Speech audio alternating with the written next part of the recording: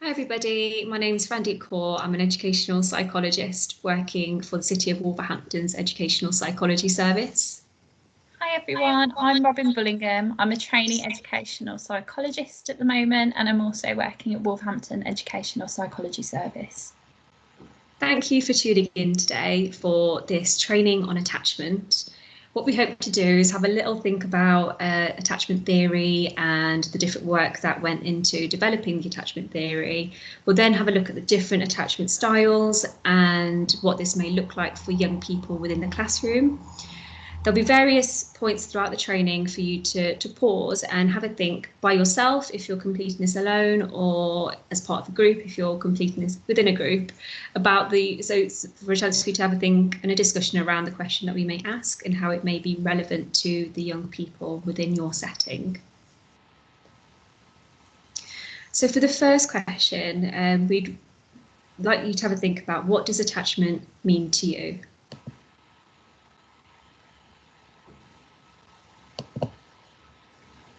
So attachment definitions. So the theory of attachment provides an explanation of how the parent-child relationship emerges and influences subsequent development.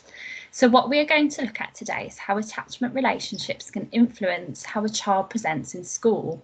So thinking a little bit about how they learn, how they might interact with others, whether that be with staff members and other peers within school. So looking at some of these definitions, Bowlby suggested that it's a deep and enduring emotional bond that connects one person to another across time and space. So Bowlby was a British psychologist within child development, and he also said that it was a biological instinct enforcing proximity-seeking behaviour to an attachment figure when the child senses or perceives threat or discomfort. So those were some of his definitions. So attachment theory. So as a consequence of his own experiences, so he had an absent mother, and so he hardly saw his parents, and from that he noticed some distress and difficult behaviours that he experienced as a result of this.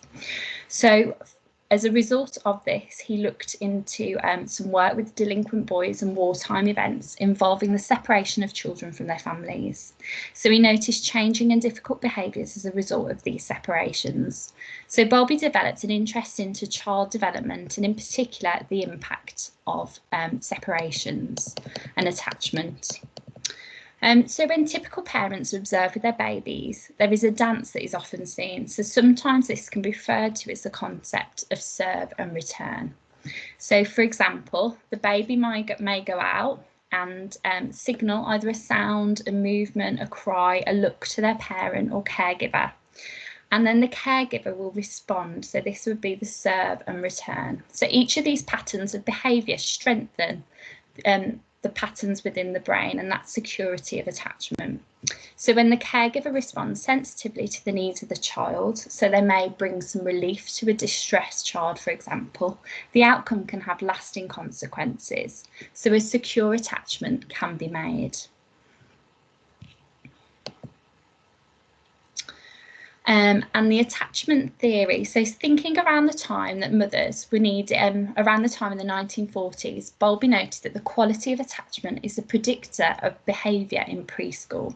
So Bowlby suggested that the first 3 years of life were some of the most important in forming those initial attachments with those caregivers. So the thinking around the time in the 1940s was that the mothers were needed for food, and too much physical contact with children may lead to spoilt children. So nursery settings were quite sterile around that time. However, Bowlby's work changed a lot of this, and he's created some social change. So babies weren't being separated from mothers at birth, so babies were being placed onto the chest of the mother following birth. Parents could stay at hospital with their child. Some social policies changed, so for example, to quality childcare with a key worker and foster placement decisions. And Sure Start was based on improving and supporting parenting, so building those early attachments that were continued through children's centres. So a lot of this work that Bowlby did had some real impact on social change. So looking at this secure attachment cycle. So this is the cycle that happens over and over again as babies learn what to do when they become distressed. So when they become stressed, they will release some hormones such as cortisol, And this will signal, they will then, for example, cry or look or signal to parents that they're feeling distressed. And from this, they will gain some comfort from parents. And then anti-anxiety, anti-aggression chemicals will then be released within them. So most babies experience a reliable and repetitive cycle of discomfort such as hunger or tiredness, which is recognised in the parents or caregivers and responded to so that distress can be relieved. They also learn the patterns and rhythms of human communication through interactions with attuned and loving caregivers, which ultimately underpin social and emotional development. They quickly learn not only that their caregivers are safe and will meet their needs, but also that human interaction is rewarding and enjoyable. So they know that if they're feeling distressed, then humans are able to support them, and this interaction is enjoyable for them. And this supports the internal working model, which we'll talk about later on. They can tolerate a little bit of stress without becoming overwhelmed and explore the environment because they know that that caregiver and that security and trusted adult is nearby. So the internal protective factors stemming from early attachments is this secure attachment cycle. However, for some children, there's a break within this secure attachment cycle. So for less fortunate babies, they might be exposed to stressful experiences, and instead of providing reliable relief, their caregivers have either ignored or responded in an angry or aggressive way to their distress. So they're releasing their stress hormones such as cortisol, and then they're not gaining any anti-anxiety or anti-aggression chemicals within them. So their stress hormones and stress levels remain high. So both neglect and aggression leave the infant unsupported to deal with this escalating level of stress. In extreme cases, contacts become associated with fear or pain. So if they're feeling distressed, actually that increases because they feel that when they try and seek that comfort, it's associated with that fear. So this can prevent children learning to understand, to regulate their own emotions, and may distort their relationships with other people because they don't see other adults as being safe and secure in supporting their emotions. So effectively, their brains become organised to survive a hostile environment and often are within a heightened state to protect themselves. So when something goes wrong, you seek safety and the sympathetic nervous system kicks in and additional chemicals are released within fight or flight.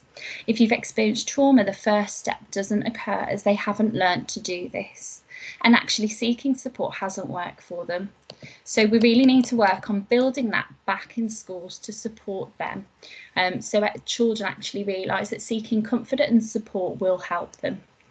If there is a break in the cycle and the child is left in a state of high stress too often, then often the brain wires to sweat the small stuff. So actually these children may be less resilient to little stressors within their life, and they're not able to work through it themselves. This is especially important in the first 3 years of life, as we said previously, as the brain is plastic and vulnerable to relational stress. However, having said this, please don't give up. Actually, the brain continues to develop till children are around 18 to 20 years old. So actually this cycle and supporting them and forming these secure attachments within other relationships is so important. Thank you, Robin. So for the next part, I think it's gone back a little bit, hasn't it?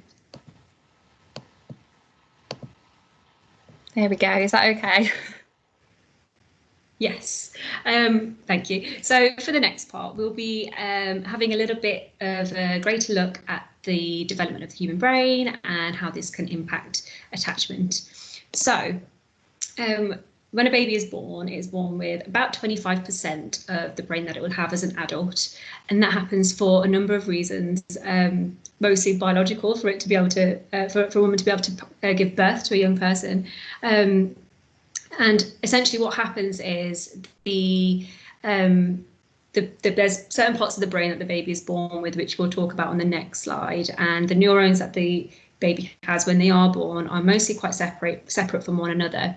And during the first few years, the task for the brain is to try and establish and reinforce the connections with other neurons. And what we tend to find, or in theory, the pathways that are practiced quite often become more automatic and become more natural, I guess, in the young person's behaviour, whereas those pathways that aren't used as frequently are eliminated through a process called pruning. Now I'm going to attempt to share my screen so that you can see a video that may just present and explain this slide a little bit better.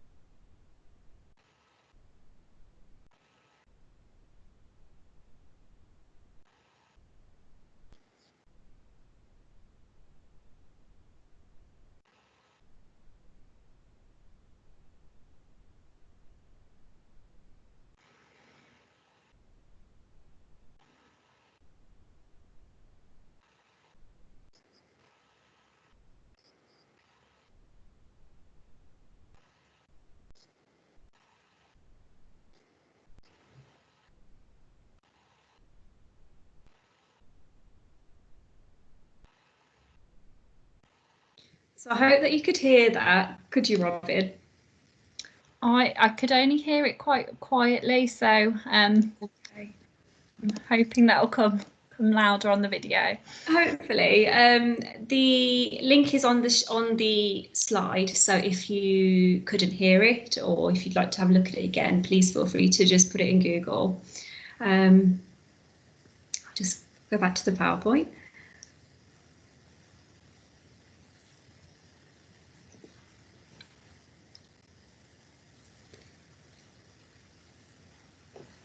Sorry about this. Okay. So this next part is just going to look a little bit more at the different parts of the brain that are quite important for the attachment process and just for general development. I found in my work that it's quite useful to just have a background awareness of this, and young people, especially in secondary schools, quite enjoy and quite value hearing about this. And those of you who may have completed a training on emotion coaching, this should hopefully look familiar to you. And if you would like some more training, please feel free to get in touch with us or your Link EP. So there's three parts of the brain essentially that are quite important within brain development and within the learning process. The first part of the brain that we'll look at is the primitive brain. So this is essentially in the brainstem, and it's often referred to as the reptilian brain. Robin told me a very lovely analogy, and that she compared this as being the meerkat. So it's the part of the brain that's always alert and always sensing danger and is always sort of quite aroused, really. This is the oldest part of the brain, and it is responsible for a number of very important functions such as heart rate and body temperature and metabolism. And it's a part of the brain that we are born with. It also kicks in to protect us from danger. And this is where the fight-flight pathway exists. The second part of the brain is the blue one in the middle, the limbic brain. So this can be likened to an elephant because within this section and this part of the brain, memories are stored, and it's essentially the emotion center. So it's where we you may have seen videos of different parts of the brain flashing up when we're experiencing different emotions. Essentially, that is within the limbic part, and it's right in the middle of the brain. And again, we are born with this, and because we experience emotions even from birth, which is why, you know, babies will scream when they're hungry or when they're tired, because that's a way of communicating those emotions. The third part of the brain that's quite important is the neocortex. So that's that can be likened to being the owl, the wise, thinking, planning part of the brain. It's also known as the thinking brain, and it's responsible for a number of really important things that are developed after birth. So this includes skills such as thinking and shifting attention and problem solving and reasoning and reflecting. So really important skills are within the neocortex. I'm sort of using hand model, like some hand sort of gestures, because within the emotion coaching training, we talk quite a lot about the hand model, which talks about how those three parts of the brain are connected. I think the most important thing to take away is that the neocortex develops after birth, and what that helps to do is to provide language and understanding around the emotions that we experience, and hopefully those three parts of the brain start to work in a bit more of a harmony. So, sorry, I just want to make sure that the slides are changing. Thank you, Robin.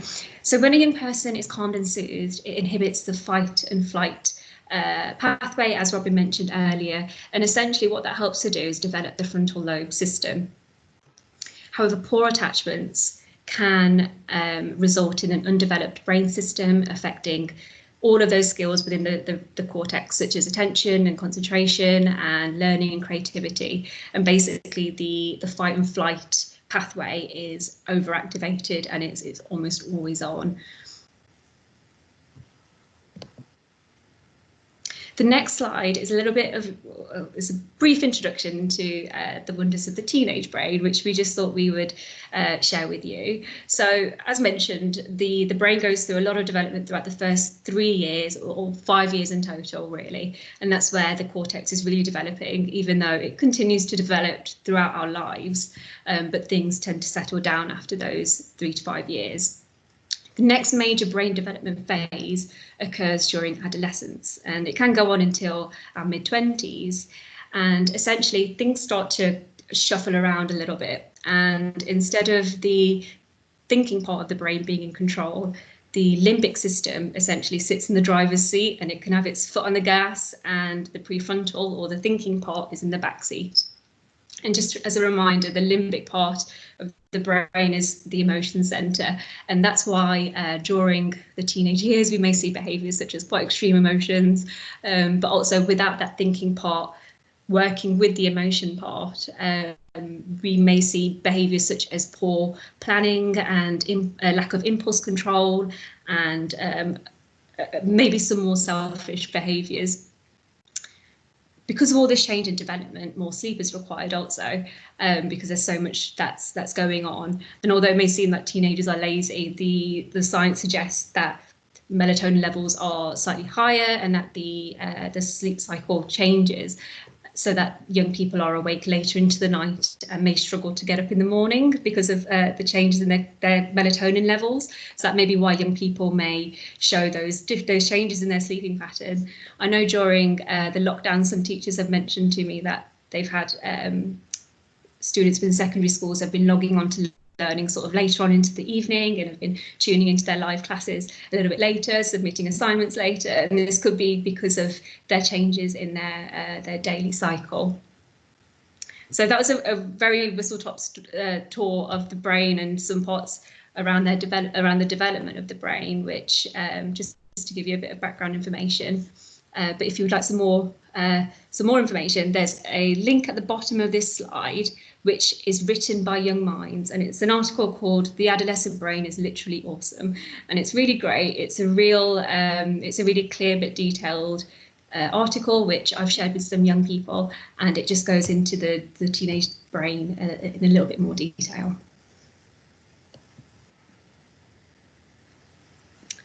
So a little bit about the strange situation. So this is a famous experiment that was conducted by Mary Ainsworth in the 1970s, And this was to observe the attachment between a caregiver and a child. So within this experiment, what she did is she left a parent and their child alone in a room. The child was free to explore the room. There was a few toys in there without the parent participating. And then a stranger entered the room and sat within the room, spoke to the parent, approached the child, and then the parent left the room. And then following that, the parent then returned. So Mary was looking at the different behaviours. She was looking at how the child explored the environment, how they reacted to the presence of a stranger, and also how they reacted to that separation from a parent, but also that reunion. So the children were around 9 to 18 months old, and you can look, if you're interested at this, you can look on YouTube, and there's some videos actually showing this experiment as well. So from this, she found there was 3 different attachment types in this. So this was the way that the children were behaving from this separation. So for the secure children, they were happily exploring the environment. They were upset when a parent left the room. They were actively seeking that parent when they returned, and they were easily comforted from being distressed from that separation. For other children, insecure, avoidant children, they were happy to explore the environment, but they weren't distressed. They weren't bothered when the parent left. They might avoid seeking that contact when the parent returned. And then for another group of children, insecure, ambivalent, parents, so they were initially distressed when the parent left. They found it really difficult to be soothed by that parent. And they'd show some conflicts in behaviour at reunion with that caregiver, so they weren't easily comforted. And then the final attachment type was disorganised, and this was added by Main and Solomon. So following the Ainsworth, they replicated this study later on and found that there was also another group of children that exhibited some odd behaviour. So it didn't really show any strategy for dealing with that stress and separation, and they termed this disorganised. So we'll talk a little bit later on about where these came from and why these children might have these different types.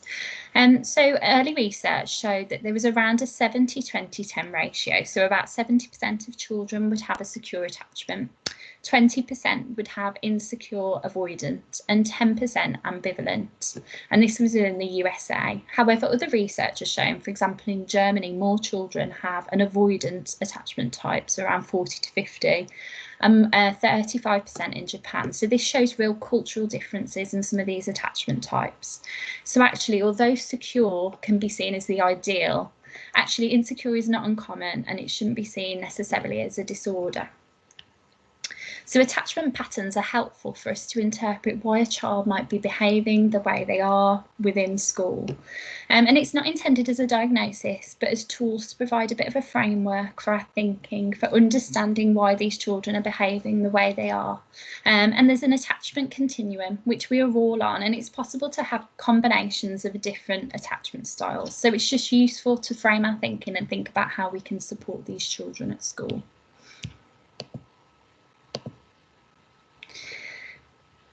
So the secure base, how does a baby child become securely attached?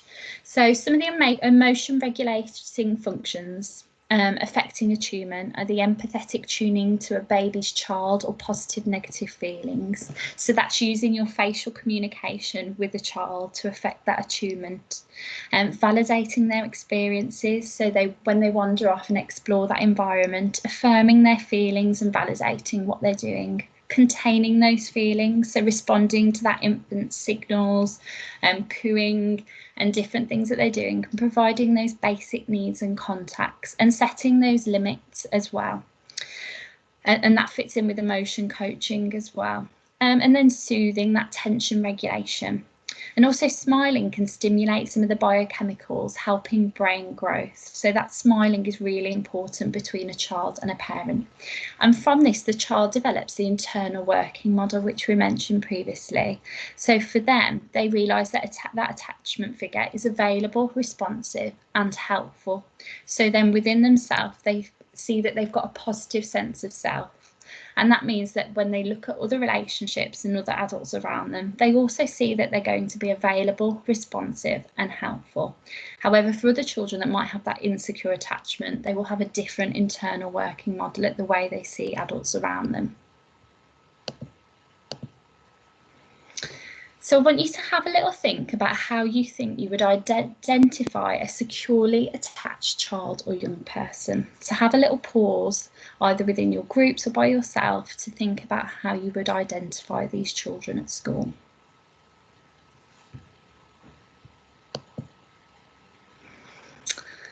So here's some of the things that we've thought about that might help you to identify them. So for children with a secure attachment type, they might have a sound self-esteem. They'll be able to engage in purposeful play and exploration of their environment. They have a moderate level of proximity-seeking behaviour. They're secure and relaxed. They're able to seek and ask for help.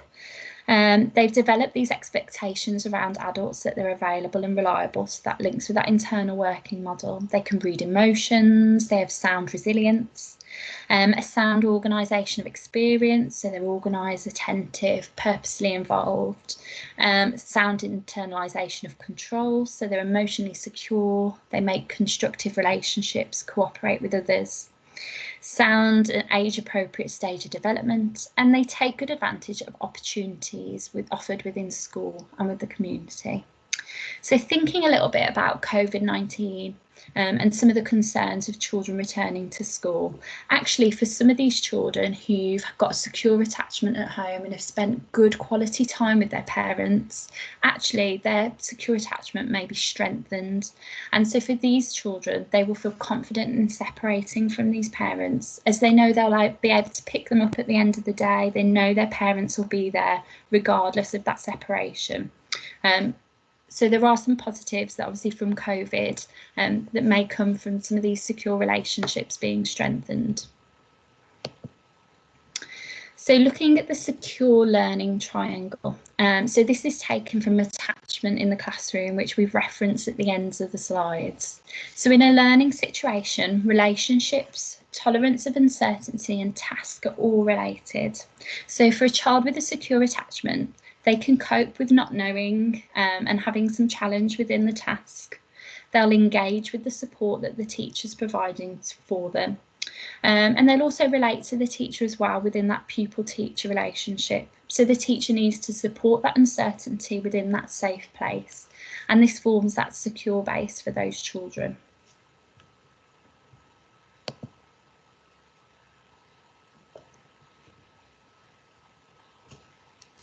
Sorry, I was on mute. Thank you, Robin.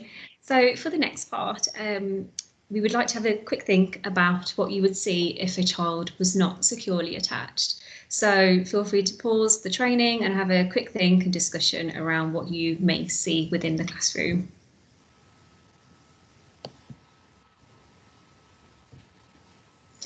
Okay, so what we will be doing is going through 3 different types of insecure attachment styles, starting with insecure avoidant. So what these young people may have experienced within their early years and maybe throughout their later lives as well, is that they may have experienced caregivers who may have taken priority or given priority to their own needs as opposed to the young person.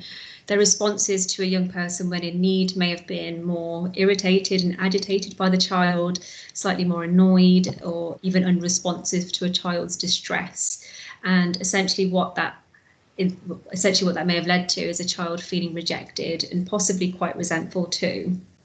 And the impact that would have had on the young person's internal working model is that they would view themselves in theory as being unlovable and of little worth, and they would view others as being not available, intrusive, interfering, unresponsive, controlling, hostile, rejecting, all of these negative things that almost puts the adult and the caregiver as someone that's just not available and not there for them at their time of need.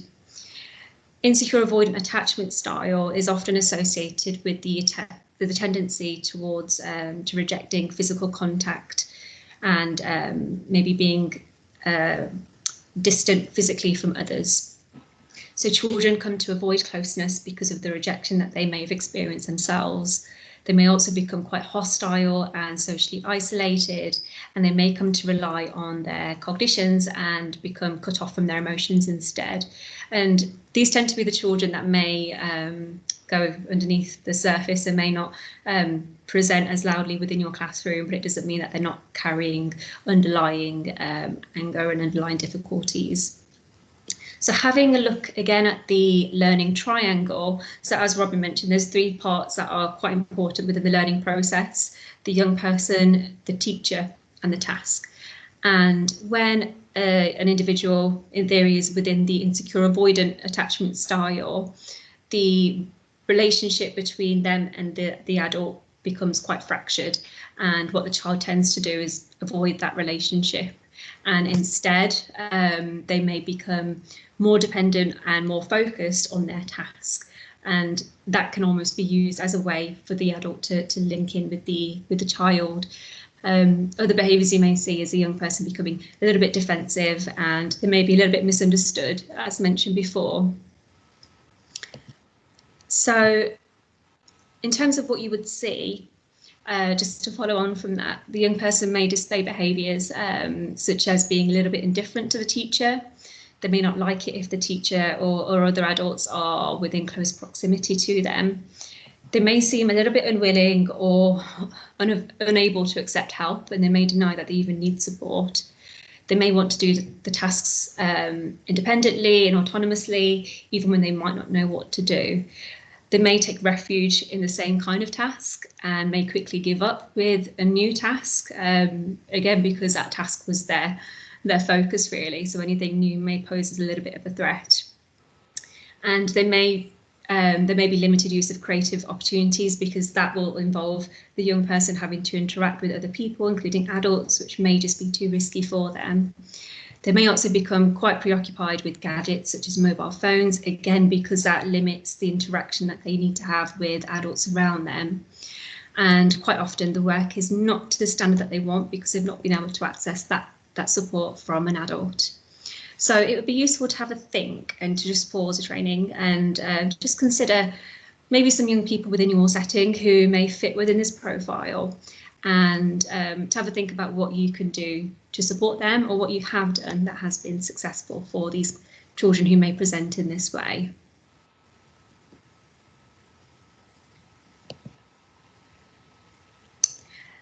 So we've got the answers here for those who didn't click ahead.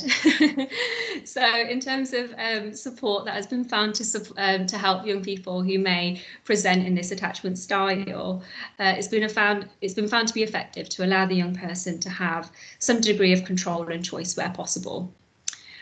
Tasks are the key. As shown in that triangle, the relationship between the adult and the child is fractured. So the tasks is almost the golden ticket to get through towards developing a relationship with the young person. So using tasks that they may enjoy, that may be appealing to them, and starting to incorporate yourself within that task can be quite effective.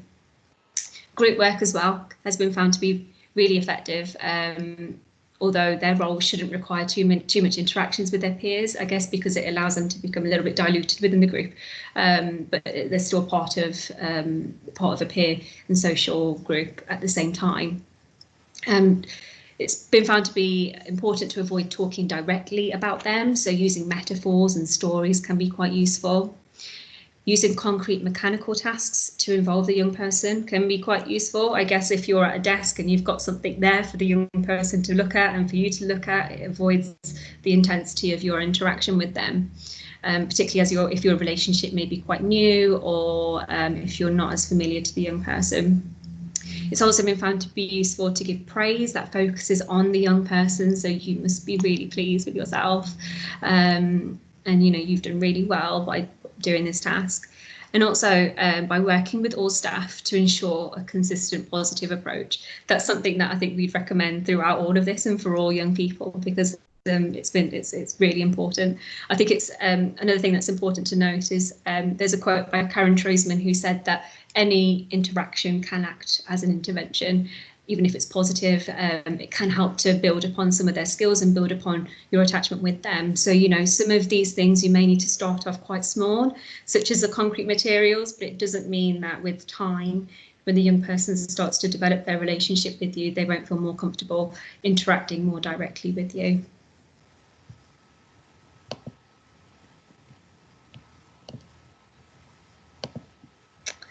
So on to the resistant ambivalent attachment type, so the other insecure type of attachment. So these are children who fear separation. So for these children, their experience of being cared for is that sometimes the caregiver has been available and responsive, but then actually other times they've been insensitive, poorly attuned, unpredictable.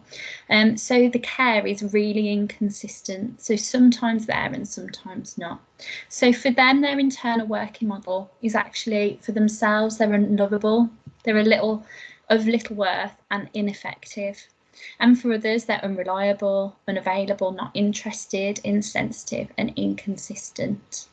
So the child will be anxious in the carer's present, but really upset when separated. And the carer not rejecting, but insensitive to the child's experiences, but enjoys that bodily contact. And the needs of their own take priority over that child.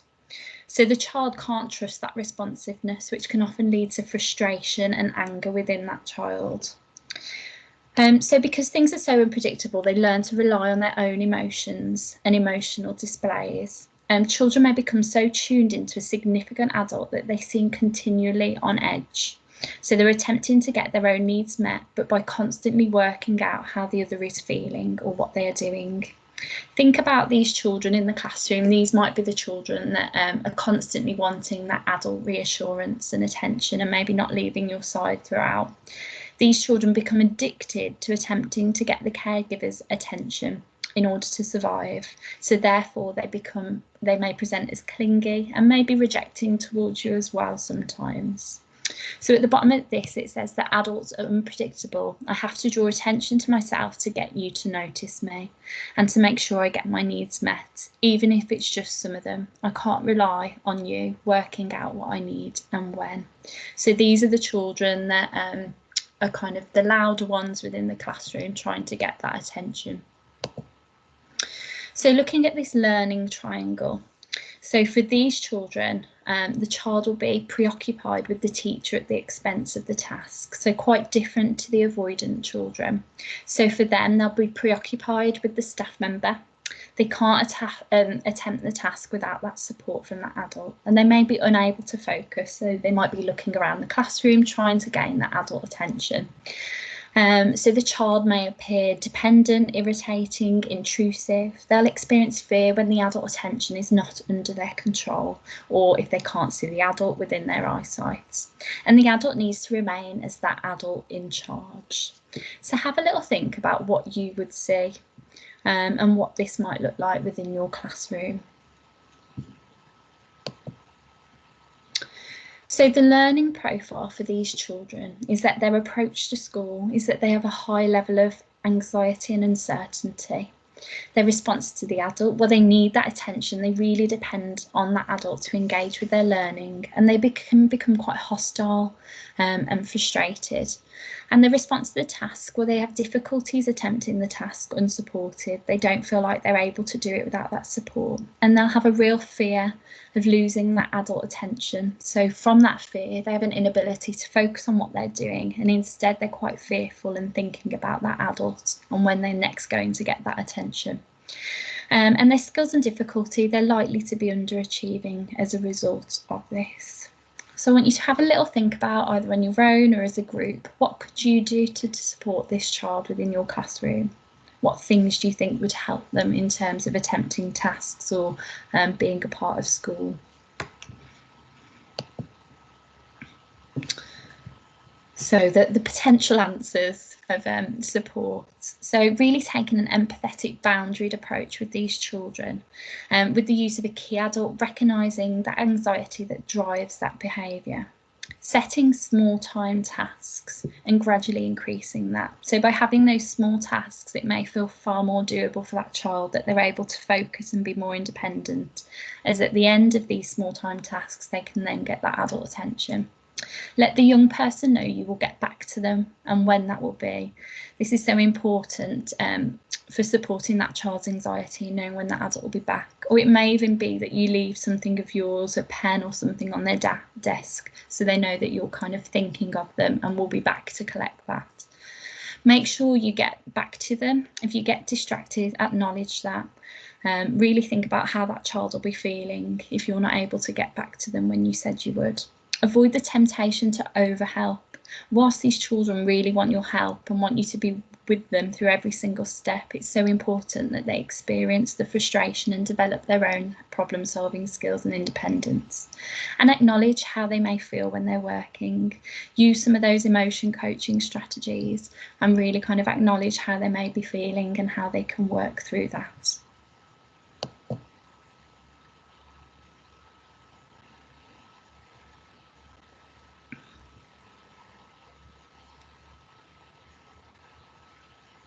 Thank you, Robin.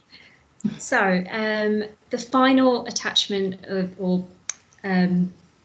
insecure attachment style that we'll be looking at is the disorganized, sometimes referred to as a disoriented attachment style. Now, these children are often the most severe and challenging group of young people that you may work with within your setting. The characteristics of this attachment style are quite similar to the previous two insecure attachment styles we've spoken about. It's almost taking bits of both, and different attachment styles can almost present at different times, which can make it quite difficult for the adult supporting them, because they may not know which child they may be getting or what they may be seeing when that young person walks in through the school gates.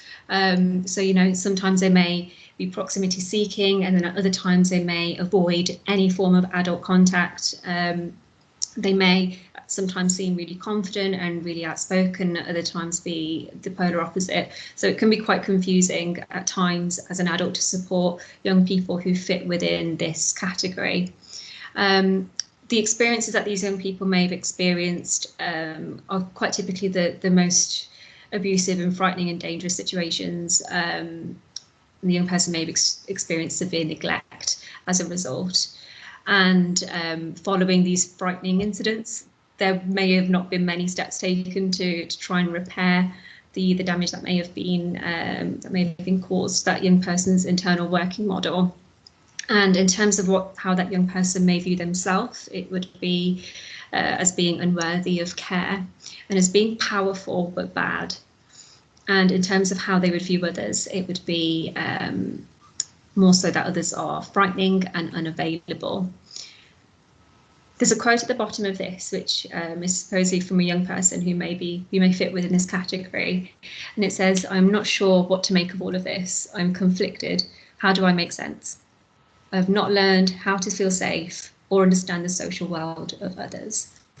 So there's a lot of confusion going on for that young person, and that can make it really confusing for the adults to know how to best support them, really. So in terms of the learning triangle, for a young person who may be experiencing disorganized attachment, both the task and the teacher become, they're perceived as being a threat.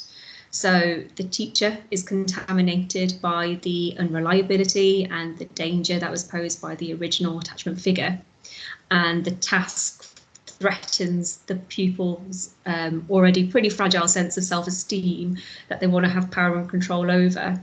And so what they may try and do is avoid or try and control both of those parts of the triangle. And this can be really difficult within the classroom to try and form some sort of connection with the young person and to get them to engage with learning. And as a result, there may be many long-term implications for the young person, both in terms of education as well as their future adult relationships and their ability to access society.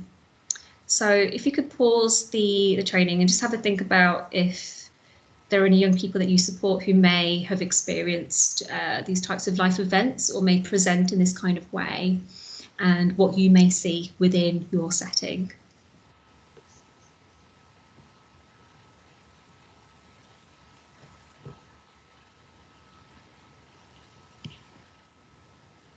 So in terms of the learning profile for young people within this attachment style, they may have a real lack of empathy and insensitivity towards others. And that could be because they haven't learned to really understand their own emotions. So being able to tune into others may be a real difficult experience for them. Their memory also may be disjointed because of the experiences that they've had. If you remember earlier, we spoke about the elephant, which is part of the emotion part of the brain, and that's where the memories of certain experiences and behaviours are captured. And because those experiences may be quite difficult and quite frightening for that young person, it may impact how they go on to store future memories. And so, you know, things like sequencing and integrating events may be really tricky for these young people. They may also be very sensitive to any form of disrespect or any form of communication that may threaten their self-esteem.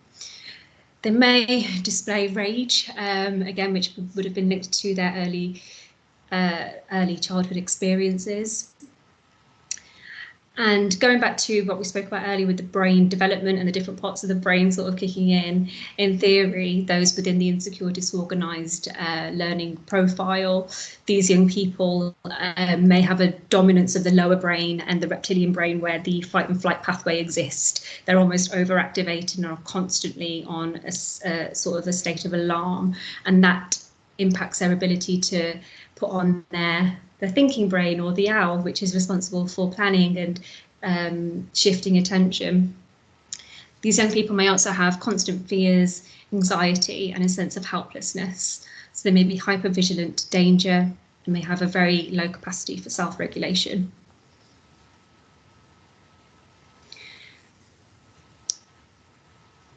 Just continuing in terms of what you may see, behaviours may include highly anxious young people who enjoy very little.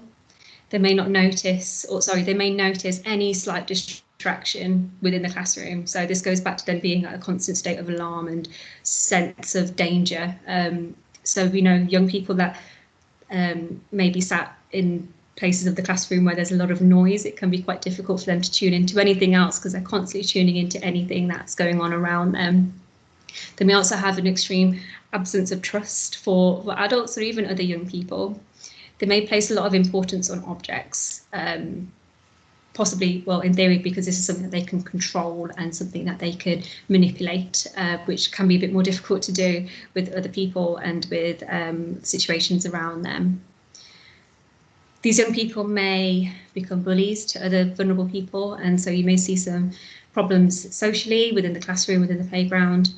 They may also have, they may react very strongly to unseen triggers or triggers that we may not be aware of. And that is because, again, they're at such a heightened state of arousal and alarm that anything small is enough for them to flip their lid and for their emotion part of their brain to kick in.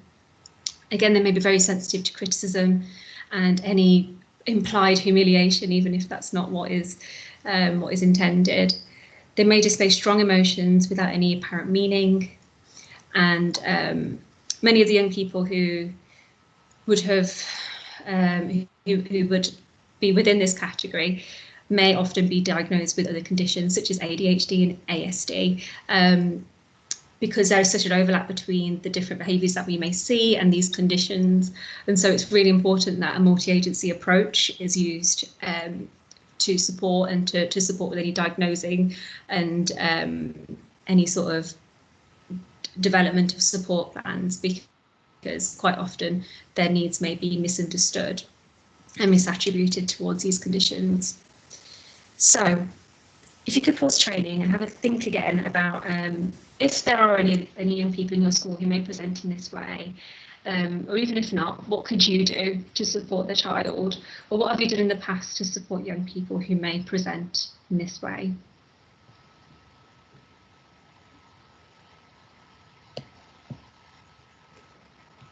Okay, so again, we've got the answers here. I say answers, there's no clear and straightforward answer. There's no sort of one size fits all. It's very much about taking what you feel works, and sometimes things don't work straight away. Some things take a lot longer. It's finding what's appropriate for you.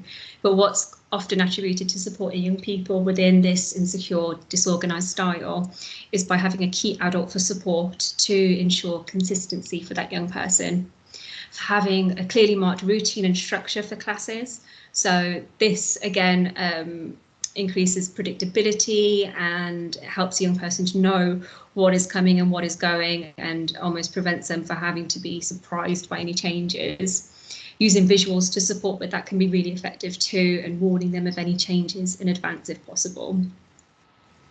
If a young person has to be supported by a cover teacher, it's been found to be quite useful to have them work some outs, or to sit with someone else that they trust, just to help to make that experience a little bit more comfortable. And if this isn't possible, having the young person have a timeout card to avoid any eruption within the class, that they can remove themselves if they feel necessary. Any transitions and endings will need to be planned and acknowledged really quite carefully, and with the support of all the adults supporting that young person. And this will allow that young person time to grieve and to be supported in the feelings that they may experience.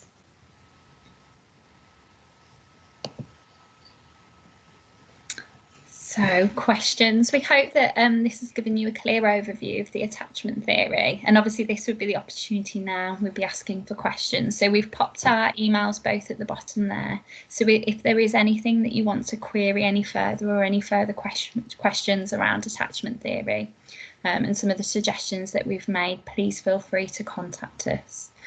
We've also put a list of some of the useful resources as well at the end, and some of them we'd mentioned before. And just to let you know as well, Louise Bomber has also put up a lot of content on YouTube recently about COVID and attachment, so that might be useful to look at as well, and the impacts that COVID-19 and being away from school might be having upon those attachments, both at home and within the school environment. But thank you so much for listening to our presentation. Thank you. Just the last thing to add, there are additional trainings that are on the website. There's going to be a training around trauma-informed practice, as well as a recording on the PACE model, and these all link in really closely to each other. So if you would like some more ideas or more opportunities to think about the young people that you may be supporting who may be experiencing attachment related difficulties, it would be really useful for you to spend some time looking through those presentations too. Thank you very much. And again, get in touch with us or contact your Link EP if there's anything else that you would like to ask, or any further training that you require. Thank you. Thank you.